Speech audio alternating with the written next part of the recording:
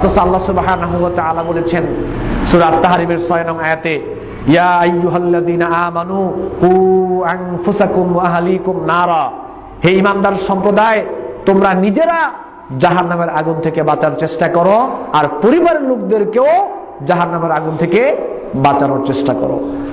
এই দায়িত্বটা হচ্ছে পিতার, বিশেষভাবে এই দায়িত্বটা হচ্ছে পিতার। আল্লাহ নবী বলছেন, কুল্লুকুম রাঈন ওয়া কুল্লুকুম মাসউলুন আন রাইয়াতিহি, বুখারী মুসলিমে আসছে, তোমরা প্রত্যেকেই দায়িত্বশীল। প্রত্যেকে দায়িত্বশীল মানে আপনি একটা কলেজের প্রিন্সিপাল, এই কলেজের দায়িত্বশীল আপনি, কলেজের দায়িত্ব সম্পর্কে আপনাকে জিজ্ঞেস করা হবে। আপনি একটা দোকানের ম্যানেজার, এই দায়িত্ব আপনার, এই দোকানে সম্পর্কে আপনাকে জিজ্ঞেস করা হবে। আপনি একটা স্কুলের সেখানে হেডমাস্টার, স্কুল সম্পর্কে আপনাকে জিজ্ঞেস করা হবে। একটা মাদ্রাসার সুপার, এর সম্পর্কে আপনাকে জিজ্ঞেস করা হবে। যে যেখানেই রয়েছেন সেখানেই আপনি দায়িত্বশীল, ওই দায়িত্ব সম্পর্কে আপনাকে জিজ্ঞেস করা হবে, আমাকে জিজ্ঞেস করা হবে। এরপরে আল্লাহ নবী বলছেন, ওয়াল আমিরু রাঈন, আমির নেতা দায়িত্বশীল, ওয়া মাসউলুন আন রাইয়াতিহি, অধীনস্থ যারা ওনার এই সম্পর্কে তাকে জিজ্ঞেস করা হবে। রাষ্ট্রপ্রধান রাষ্ট্র সম্পর্কে জিজ্ঞাসিত হবে, এমপি ওনার এরিয়া সম্পর্কে জিজ্ঞাসিত হবে, উপজেলা চেয়ারম্যান ওনার এরিয়া সম্পর্কে জিজ্ঞাসিত হবে, চেয়ারম্যান সাহেব ওনার এরিয়া সম্পর্কে জিজ্ঞাসিত হবে, খতিব সাহেব মসজিদ সম্পর্কে জিজ্ঞাসিত হবে, ইমাম সাহেব মসজিদ সম্পর্কে জিজ্ঞাসিত হবে। আর রাজুলুর রাঈন মাসউলুন আন রাইয়াতি, এরপরে আল্লাহ নবী বিশেষভাবে বলেছেন, একটা ব্যক্তি হচ্ছে তার পরিবারের দায়িত্বশীল, এই সম্পর্কে তাকে জিজ্ঞেস করা হবে। মানে বাপ, বাপ না থাকলে বড় ভাই। ওয়াল মারাতু রাইয়াতুন আলা বাইতি যাওজিহা ওয়া ওয়ালাদিহা, একটা স্ত্রী তার স্বামীর সংসারে দায়িত্বশীল, একটা স্ত্রী তার সন্তান ছেলে মেয়ের সব দায়িত্বশীল। ওয়া মাসউলাতুন আন রাইয়াতিহি, এই দায়িত্ব সম্পর্কে অবশ্যই স্ত্রীকে জিজ্ঞেস করা হবে, জবাব দিতেই হবে। আজকে আমাদের ছেলে মেয়েগুলো পাপের পথে চলে গিয়েছে শুধুমাত্র আমাদের গার্জিয়ানের কারণে। আমরা গার্জিয়ানরা আমাদের ছেলে মেয়ের সম্পর্কে সচেতন নই। আমরা গার্জিয়ানরা যদি আমাদের ছেলে মেয়েদের সম্পর্কে সচেতন থাকতাম, তাহলে সমাজের মধ্যে এত পাপ কাজ হয় না। এজন্য এখন সবচেয়ে বেশি প্রয়োজন পারিবারিক সচেতনতা। পারিবারিক সচেতনতা ছাড়া এখন আপনি সমাজ টিকাতে পারবেন না, রাষ্ট্র টিকাতে পারবেন না। কারণ আমাদের রাষ্ট্রের বেশিরভাগ মানুষই ইসলাম সম্পর্কে সঠিক জ্ঞান নাই। এজন্য আপনাদেরকে সচেতন হতে হবে। যারা ইসলাম সম্পর্কে জানেন, জানার চেষ্টা করেন, বুঝেন, আপনাদেরকেই সচেতন হতে হবে। আমরা পারিবারিকভাবে যদি সবাই সচেতন হয়ে যাই, তাহলে কি সমাজের পাপ কাজ অনেক কমে যাবে না? অনেক কমে যাবে। এজন্য পারিবারিক সচেতনতার জন্য পিতা এবং মাতাকে সর্বপ্রথম একটা কাজ করতে হবে। এই কাজটা হচ্ছে, আপনি সন্তানকে কোরআন শিক্ষা দিবেন আগে। আমি অনেক গবেষণা করে দেখেছি যে ছেলেমেয়েরা পাপ করে কেন। আমি অনেক চিন্তা ভাবনা করে দেখেছি, আসলেই একটা ছেলে মেয়ে এইভাবে পাপ কাজে লিপ্ত হয় কেন? যেটা পশুর করার কথা ছিল, এটা মানুষ করে কিভাবে? যেটা পশুর করার কথা ছিল, ওই যে রাস্তাঘাটে জানা হয়, এটা তো পশুর কাজ। পশু রাস্তাঘাটে জানা করবে, তাদের কোনো লাজ লজ্জা শরম নাই। আমি চিন্তা করে দেখলাম, এটা মানুষ করে কিভাবে? মানুষ করার কারণ আছে।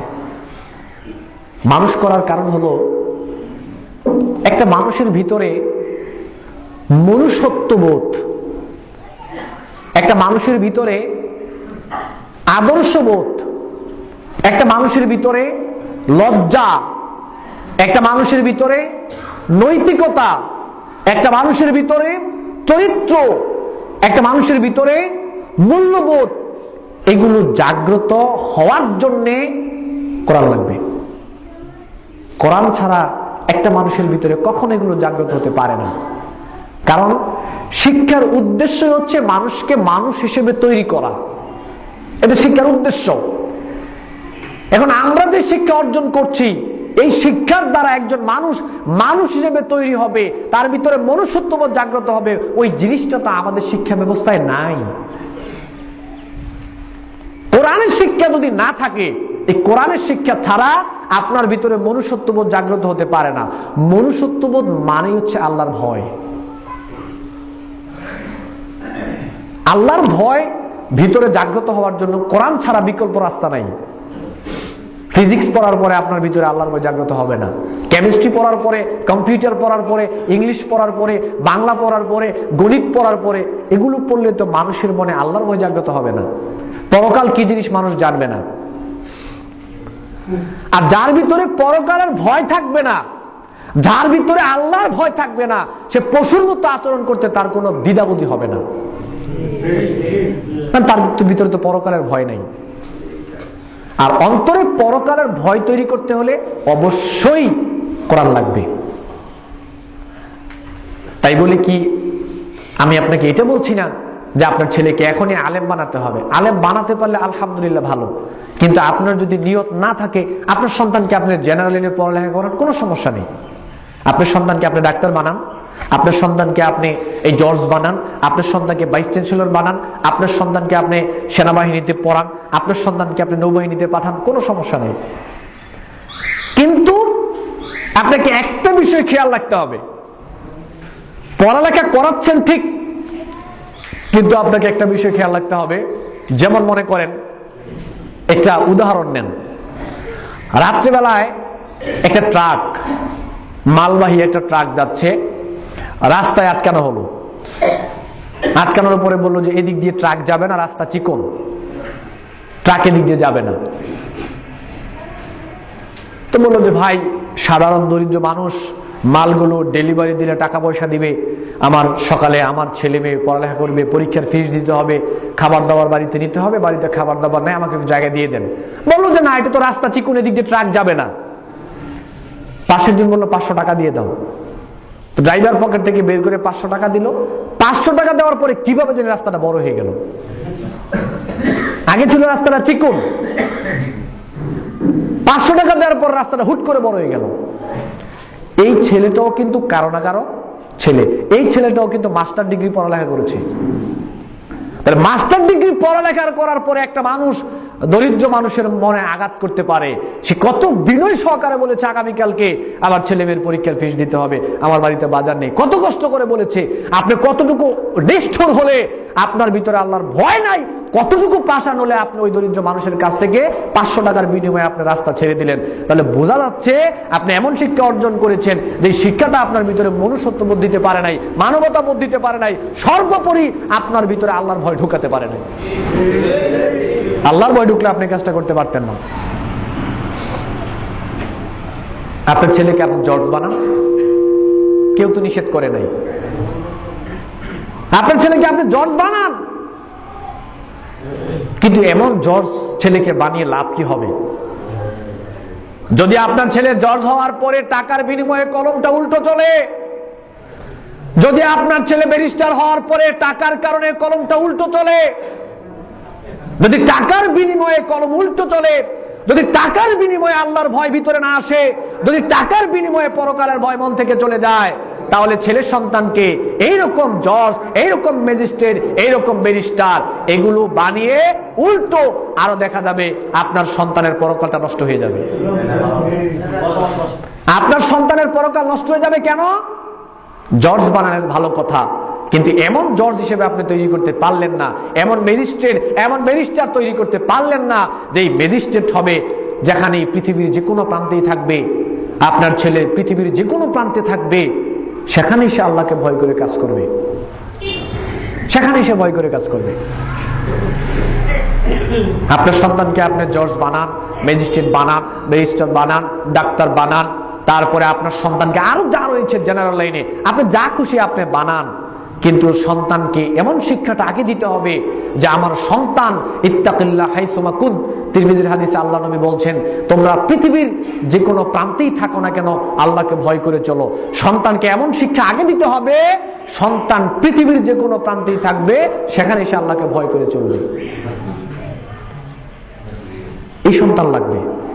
কিতাবুন আনজালনাহু ইলাইকা লিতুখরিজান নাসা মিনাজ যুলুমাতি ইলান নূর, সূরা ইব্রাহিমের 1 নং আয়াতে আল্লাহ রাব্বুল আলামিন বলেছেন যে কোরআন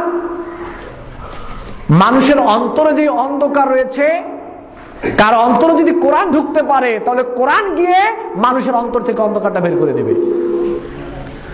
পরিবারে অন্ধকার থাকবে, পরিবারে যদি কোরআন ঢুকতে পারে তাহলে পরিবারের অন্ধকার কোরআন দূর করে দিবে। কেন? কোরআন হচ্ছে একটা আলো, নূর। আপনার সমাজ অন্ধকার থাকবে, আপনার রাষ্ট্র অন্ধকার থাকবে, ওই অন্ধকারের ভিতরে যদি কোরআন ঢুকতে পারে তাহলে অন্ধকার দূর হয়ে যাবে। কেন দূর হয়ে যাবে? কোরআনটা হচ্ছে নূর, আলো। কিতাবুন আনজালনাহু ইলাইকা লিতুখরিজান নাসা মিনাজ যুলুমাতি ইলান নূর। আল্লাহ রাব্বুল আলামিন বললেন যে কোরআন নাযিল করেছি এই কারণে যে কোরআন মানুষকে অন্ধকার থেকে বের করে কোরআন মানুষকে আলোর দিকে নিয়ে যাবে। তো কোরআনের শিক্ষা যদি ভিতরে না থাকে তাহলে ভিতরটা তো আলোকিত হবে না। আর যার ভিতরে আলোকিত হবে না তার ভিতরে তো কখনোই আল্লাহর ভয় আসতে পারে না। আর আল্লাহর ভয় যার ভিতরে থাকবে না ওই মানুষটা যে কোনো কিছু করতে পারে। সম্মানিত দিনী ভাই, আপনার সন্তানকে আপনি ফিজিক্স, কেমিস্ট্রি, বিজ্ঞান, তারপরে এই অঙ্ক, তারপরে এই ইংলিশ, বাংলা, কম্পিউটার, এগুলো যদি আপনার সন্তানকে আপনি না শিখান, পরকালে আপনাকে একবারও জিজ্ঞেস করা হবে না যে কেন শিখালেন না।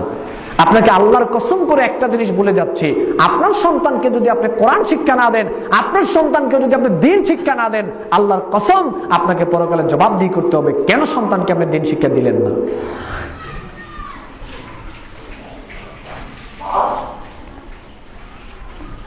এজন্য সন্তানকে আপনি যেখানেই পড়ান, আগের সন্তানকে আপনি কোরআন শিক্ষা দিবেন।